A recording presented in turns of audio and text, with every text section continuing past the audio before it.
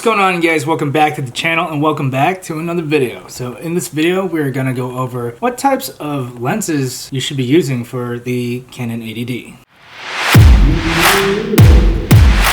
Right now I'm rocking a Canon L series 24-70mm lens. Now this camera lens is not ideal for vlogging in the sense that this lens is more for a full frame camera body. What I'm using right now, which is the Canon 80D, it is a cropped sensor, which means that the image is 1.6 times cropped in. The image is just ultimately going to be pushed in from what a full frame look normally is. Vlogging, video logging. Everyone's doing it these days. It's a fun thing to do. It's capturing your ideas in video form. Certain lenses that you need to have while vlogging. This lens, not so good. Let's go over some of the lenses that I have that are more meant for this type of camera. So the lens that I got with the camera body when I bought the camera years back was the 18-55mm lens. So this lens is capable of going pretty wide and zooming in pretty closely. It's pretty versatile for anyone that's starting out and doesn't know exactly what they really want to do with their filming or photography. They just want to be capable of being able to go pretty wide and zoom in pretty closely. Maybe just stay in the middle ground. So this is a great lens to pick up if it's not part of the kit that you're purchasing. The next lens I have right here is the one that I would truly recommend, and that is the Canon 10-18mm lens. Now this lens, compared to the 18-55, as it's stated within the numbers, 10-18, it's going wider than 18. So we're going to test out these lenses so you can see the actual differences between these two. I'm not going to move the distance of the camera so you can really tell what we're working with. So right now, just get an idea, this is the 24-70 L series lens on the Canon 80D that you're currently watching, and right now is the Canon 18-55. Right now you see a lot more of the background, and sorry for the mess, I've been moving a bunch of stuff around here recently. As you can tell, there's more of what's in the background, and that's what you want for a YouTube lens, a vlogging lens, is to capture what's in the background. What are you trying to explain? Where are you at? And this is a great lens to capture what's in the background or what's out in front.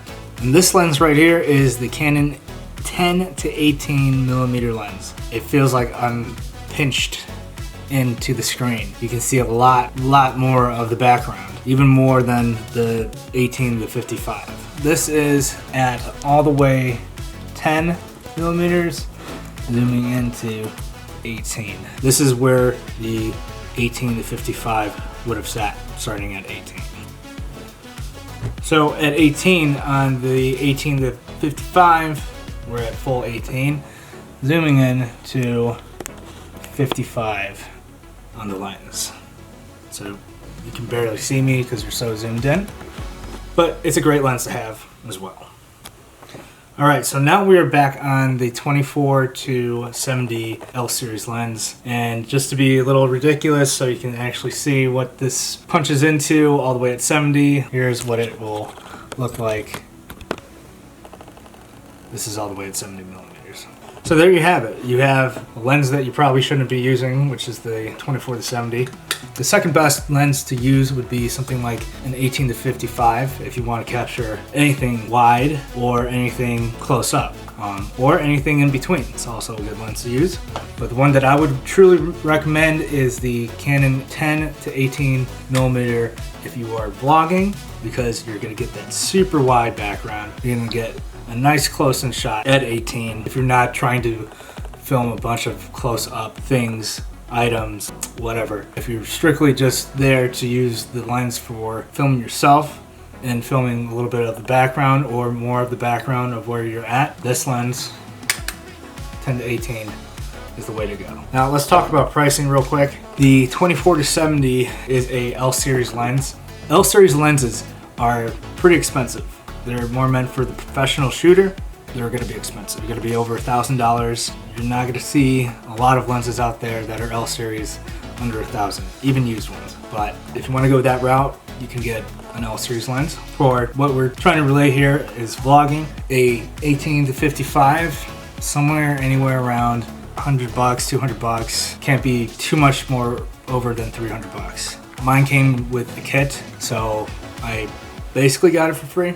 So you make your best judgment there. And this one I purchased the 10 to 18 for somewhere around 375, maybe 400, maybe a little bit higher. My guess is that when vlogging took off, it was something that everyone wanted to do, and they wanted to make it a little bit harder for people to get their hands on that type of look. So they probably made this lens a little bit more expensive because of that. But that's just my theory. I'm sure there's other theories out there or reasons out there. Both are f4 to 5.6, f5.6. So every time you zoom in, your f-stop will not stay the same. Your f-stop will change. And we can get into more of that a little bit later on, but just for a side note for people that already know what f-stop is, your f-stop will change every time your focal length changes with your lens.